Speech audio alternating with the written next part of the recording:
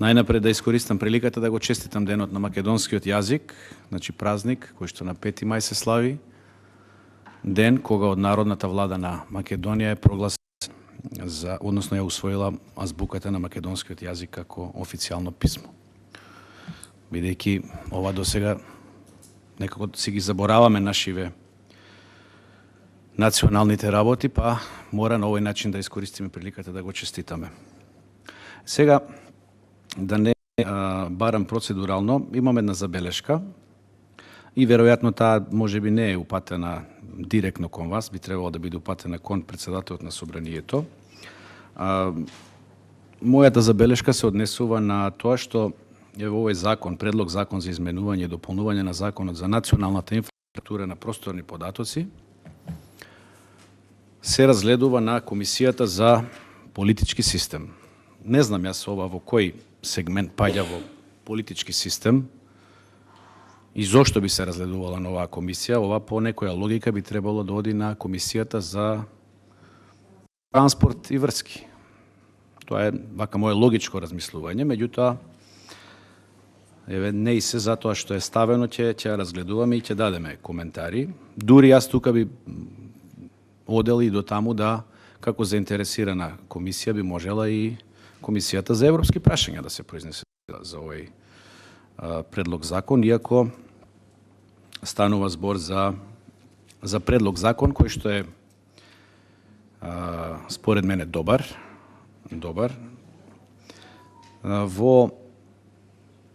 Ако е носен 2014 година, гледам од преска се развива дискусија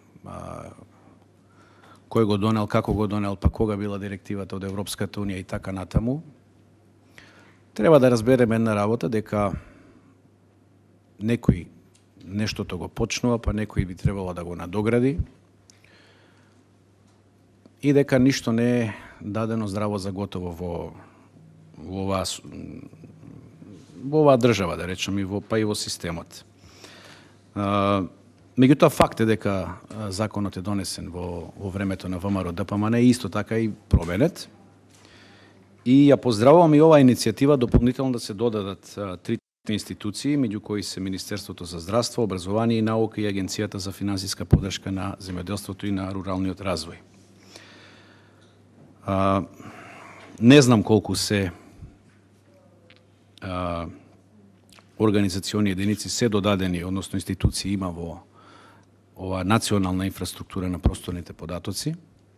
Колешката Елипанова многу убаво направи една споредба во врска со Србија. Зошто е тоа, односно, дека Србија е понапред од нас во овој процес. Мислам дека зошто се споредуваме со Србија, затоа што и Србија е дел од иницијативата Inspire, односно од проектот Inspire, кој што е финансиран од Европската унија, и проект кој што функционира од 2012 година, кој што има три главни цели: институционална рамка, јакнењето на капацитетите на државата и нормално подигнување на свеста. Овие предлог измени на законот, според мене, пак ќе речам, се добри, меѓутоа би сакала една работа да ја потенцирам и можеби таа е најважна во овој момент, затоа што се некако во оваа наша држава си даваме некои нови рокови и продолжување на тоа што самите сме си го задале, односно го задал некој пред нас. Ако сме ставиле рок 2019 година и сега го продолжуваме рокот, се поставува прашањето каде е одговорноста. Ако сме го ставиле тоа во закон, со непочитување на закони, луѓе одат во затвор.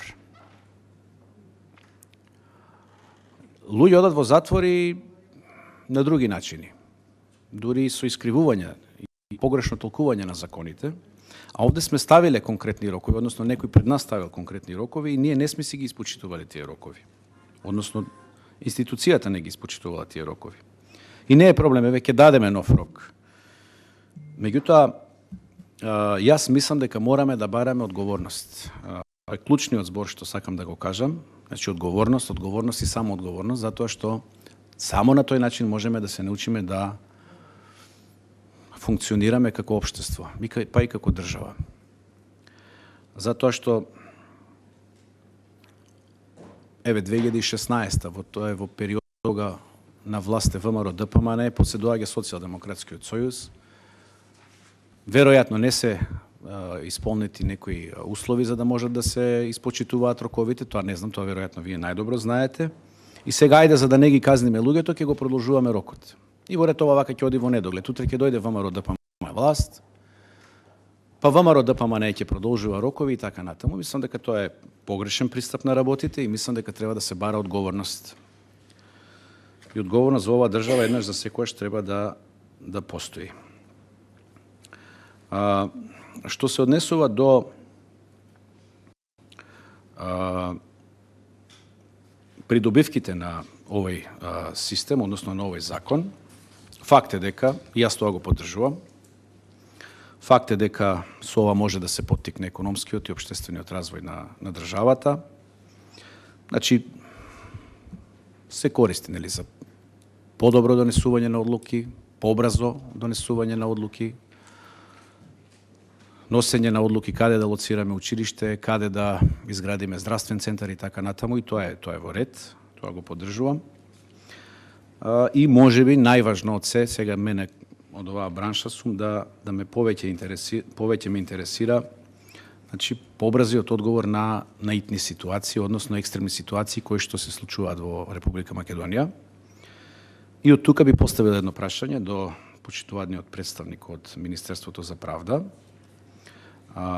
Како е тоа поврзано, мене лично ме интересира, значи како сте поврзани со Центарот за управување со криза и какви све релации имате со нив, посебно поврзано, еве да кажеме, кога станува збор, да кажеме, за некои национални катастрофи од делот на поплави, пожари и други елементарни непогоди.